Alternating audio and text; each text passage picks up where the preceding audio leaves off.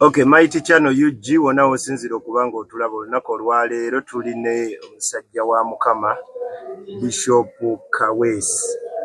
Timothy Sebu tubuzeeko tweyanjulika. Mbalamusizaako nnyo mu linnya lya Mukama waffe Yesu Kristo omwana wa Katonda abeerera ddala omulamu. Amanya n'eddoboozi muzeeyi wammwe mukwano gwammwe omusumba ate nga Bishop Kaweesi Timothy okuviira ddala ku kasozi akayitibwa Ndejje Zanta ku luguudo lw'Entebbe. Obuweereza buyitibwa Ndejje Miracle Revival.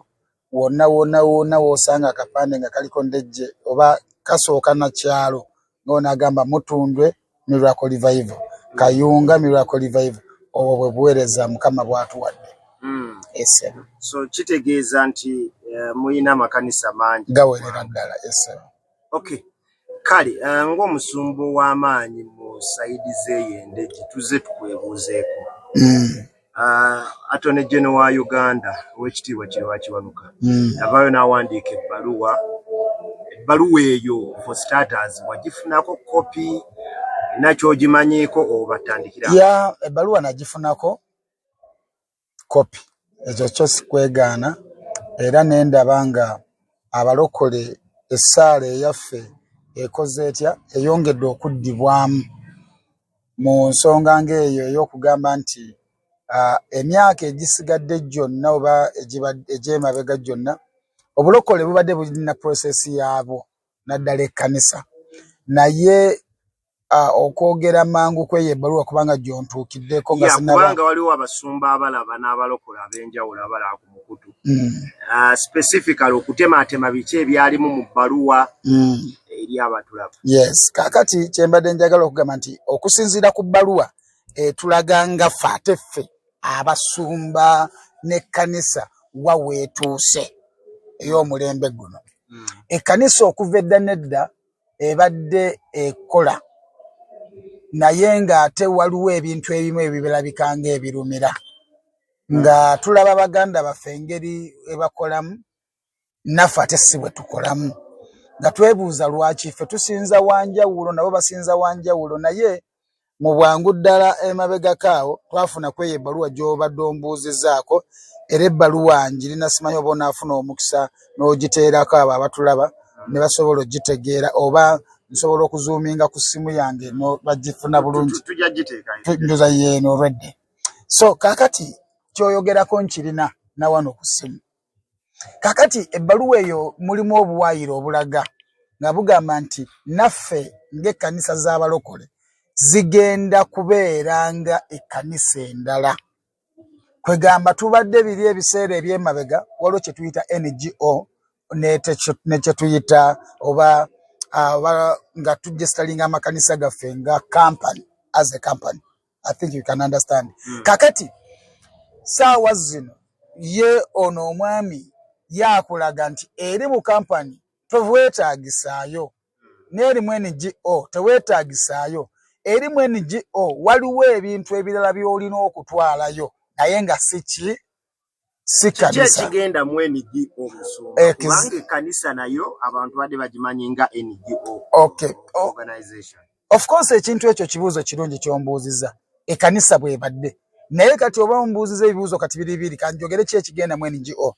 Abasumba ffenna abatulaba mwena abatulaba abamu ku ffe mu Uganda tulina mandate Katonda gye yatussaako waliwo ekintu mu bulamu bwaffe ng'abamu kirabisiddwa bulabisibwa omulembe oba mu gino emyaka naye ng'ate okuva edda nedda wakiraba oba maama wo oba kitaawo n'abantu abaali bakuliraanye baakulaba okugeza nze nayagalanga nnyo abaana abato nga nzanya nabo ne maama kampadde nkamuwaako ne kenfunye nga nkawa ku baana onangamba naye Kaweesi lwaki oli oyagala nnyo abaki abaana oba ntegerekeka bulungi. Kati ensonga yeeno kati nagenda okulaba nga kimpaliriza okutandikawo ministry ey'abaki ey'abaana oba ntegerekeka bulungi.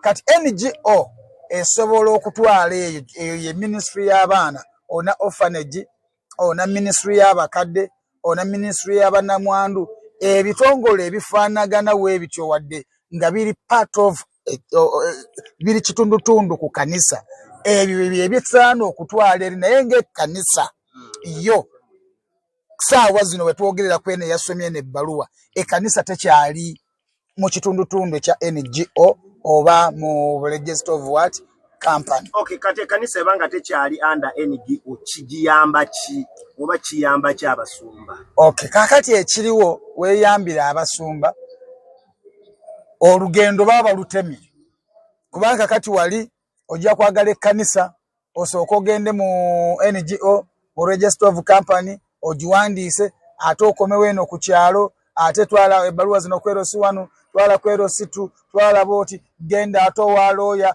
ate genda mu NGO okitegeera kati saawa zino ekikwetaagisa gwe mwennyini kubanga ffe tuza Katonda n'engeri bw'atuzaala tuna ne bataata baffe tuyita ab'omwoyo weetaagisa bbaluwa ya taatawo ow'omwoyo nti Kaweesi abadde mwana wange musumbi okumala ebbanga bw'ati ne bw'ati agwanidde okutandika obuki obuweereza kati ebbaluwa gy'okwata n'ojanjula ku ki ku kwerosi kubanga newankubadde tetuli mu kiri naye jjukira tulina LCs zeetaagisa tulina okukola nazo zirina okutegeera ani azze mu kitundu kyabwe kaakati gw'ogenda bugezi n'eyo ebbaluwa kwerosi n'oyogera eri LC nti bampita gundi ne gundi mu kitundu kyaffe wali twataddewo ekkanisa terina bibuuzo byonna tulage ebbaluwa ya kampani tulage ebbaluwa ya NGO tulage oba wagiwandiisa ebyo tobyetaaga kati saawa zino weetaaga kweyanjula ku kitundu nti wali eri woolaba wali eri ku kavule wali woolaba wansi w'omuyembe wali woolaba wansi w'ovakeddo oba ku lubalaza oba mu nnyumba oba structure yonna gy'oba ozimbyewo abeerosi olina kubamanyisa tinatandiseewo omulimu gwa Katonda omulungi olwakuba ate olina ne backup eraga gy'ovudde ate nakyo kiba kirungi teweetaagisa kati biri ebirala byonna. Okay, Musumba, ekintu ekifaanana bwe kityo tekireete makanisa mangi kubeera mu ggwanga ate tekireete n'abasumba kubeera na competition kubanga babanga tekyetaagisa kuregisitalinga kitegeeza buli omu yenna asobola okutandika ekkanisa. Abantu bangi abaagala okutandika ekkanisa naye obusobozi tebabulina oba ontegedde bulungi bangi naye omulembe guno abaagala okutandika ekkanisa guli omulembe gwe twogerako gwabadde ogwaki ogw'NGO era nga ekkanisa kuba kuyitibwa ekkanisa guba musaalaba Mukama gwaba akutaddeko guzitowa n'enzitowa yaga engeri gyezitowamu yanjawulo nnyo muganda wange kyenjagala ekyo okutegeeza nti tekigenda kubaako kyekyongerako wabula ate ekkanisa egenda kubeera y'amaanyi okugenda mu maaso naye kino nti zibeere nnyingi. By the way njagala gamba bwe nti wabeerawo competition naye nga abatandika bali ku makubo amatuufu let them begin oba let them start. Why? Kubanga saawa zino wetwogerera ku kyalo gy'ova kati sewo Mr. Hope naddala gwe oli musajja amanyikiddwa ensi yonna kubanga obadde ku mativi ag'enjawulo ate oyambye n'abantu bangi bakumanyi. By the way nze omu akkiriza nti kati naawe oli serebu. Ekyokubiri kikino eyo gy'oyitayita ku kyalo tolabayo maduuka tegaliiyo mangi naye bakugambye ebintu biddiba mu maduuka mbuulira taata. Njagala oddemu kino abasumba bagambibwa okuba nga babba abantu kati amakanisa bwe gabeera amangi abantu tebanyagibwa essente zaabwe kuba kati wabanga wabaddewo etteeka nga abasumba bali limited okutandika amakanisa olwa NGO n'ebintu ebifaanana bwe naye olunaku olwaleero kigambibwa mbu abasumba bangi bamaliriza banyaze endiga ssente zaabwe n'ebintu ebifaanana bwe bityo ekyo kyogerako ki? Nze sirabayo omuntu okusinziira ku kitambula mu maaso omanye ekyo ekibuuzo kiri kyamagezi nnyo tonanga eri bw'okigendako nga tosoose kukyekennenya naye ate mu byonna kyenjagala okugamba ababbi ne Yesu yennyini yali ayogerera ku basajja abaavu yagamba abaavu be tuli nabo emirembe n'emirembe tusobola bamalamu era n'ababbi ne ku mulembe gwa Yesu baaliwo naye olw'okuba nti Bayibuli yayogerako batono oba ontegedde bulungi ababbi tetusobola kubamalawo nawali era babaddewo naye abo gy'emisingi emifu Bayibuli Yesu beyogerako nti ensigo omusizi we yagenda okufuluma n'asiga ensigo ezimu zaagwa mu ttaka eddala n'endala ne zigwa mu ttaka eddala eryawukana mu mayinja lwazi n'ebira n'amaggwa kati tulinayo ezo ensigo bwe zityo zo oba oyagala oba toyagala zo zaakubeerawo naye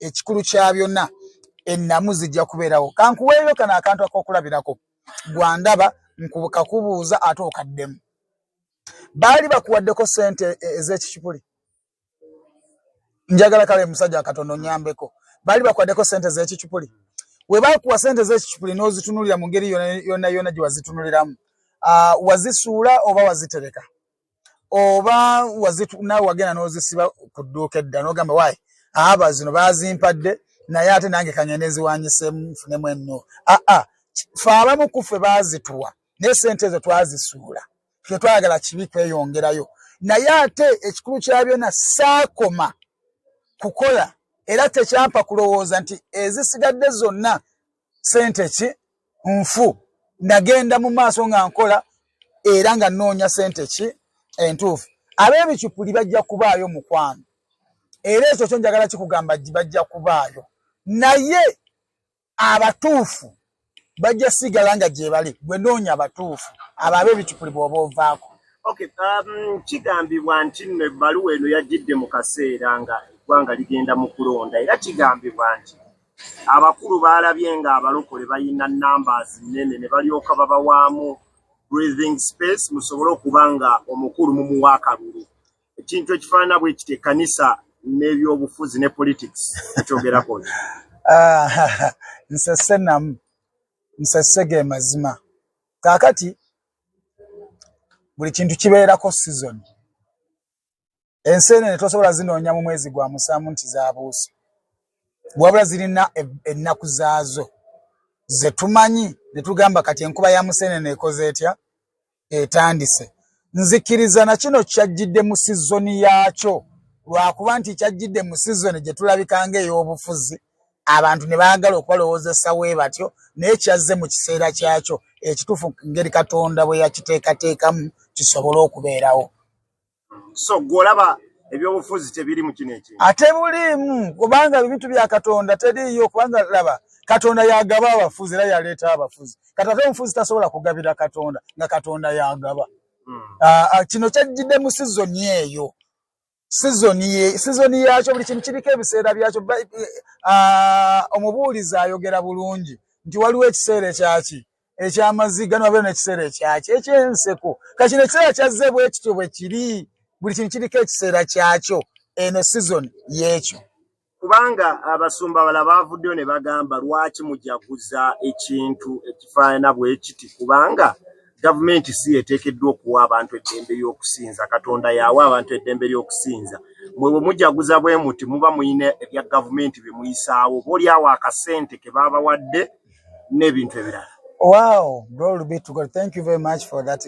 Oba olw'ekibuuzo ekyo kati nange kankugambe Bayibuli yennyini era Katonda yennyini yagamba tugondera abatukola ki abatufuga.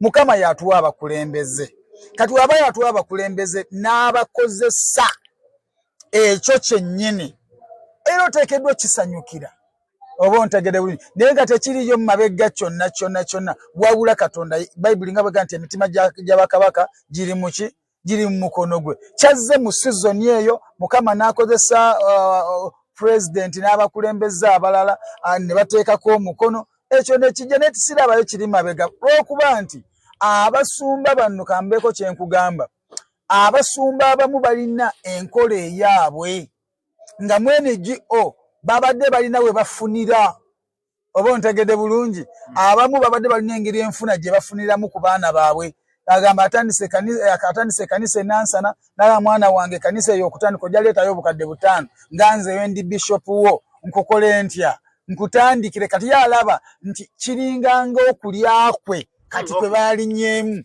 Okay, basumba kyabo abali mu category faanana bweki anti ekyo nkijjamu kati ensonga eri bweti n'ekyokubiri nti balaba nga balinnye mu kikurusaniya olusaniya lwa balulinnyemu n'ekyokubiri abasumba abo b'obadde batumenyereko bwe balinyidde mu lusaniya ensonga yiino musajja wa Katonda gye bali anti bayibuli egamba waliwo bayibuli egamba nti abantu abo mulemenga okubasongangamu olunwe naye Katonda ekyatugamba mu byo agamba naye ate abantu abafanagana we bati ababi abalolyomi ab'ekkanisa abantu abo tubalabira ku bibala byabwe oba ebikolwa byabwe. Kaakati gwandaba tunuulira ebikolwa by'oyo n'ebibala bye ojja tegeera nti oyo gwe balinyidde mu lusaniya naye bayibuli